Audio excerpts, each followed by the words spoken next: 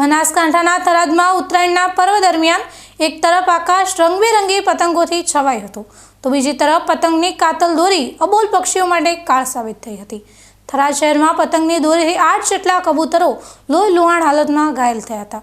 જો કે જીવદયા પ્રેમીઓની સતર્કતાને કારણે આ પક્ષીઓને સમયસર સારવાર મળી રહેતા નવજીવન મળ્યું છે। થરાદમાં ઉત્તરાયણના તહેવાર નિમિત્તે પક્ષીઓને બચાવવા માટે ખાસ સેવાકીય કેમ્પનું આયોજન કરવામાં આવ્યું હતું। બનાસકાંઠા જિલ્લા પ્રાણી અત્યાચાર નિવારણ સોસાયટી અને જલારામ યુવક મંડળ દ્વારા સંયુક્ત રીતે ઘાયલ પક્ષીઓ માટે સારવાર કેમ્પ યોજાયો હતો।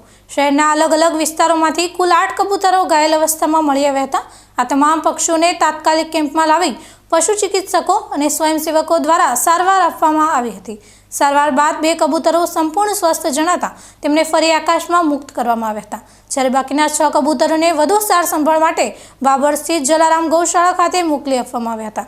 તહેવારના આનંદ વચ્ચે પક્ષીઓ પ્રત્યેની આ સંવેદના અને જીવદયા પ્રેમીઓની કામગીરીને સ્થાનિક લોકોએ બિરદાવી છે। જલારામ યુવક મંડળના સભ્યોએ પતંગબાજોને અપીલ કરી છે કે પક્ષીઓ ઉડતા હોય તેવા સમયે સાવચેતી રાખવી, જેથી અબોલ જીવોને હાનિ ન પહોંચે।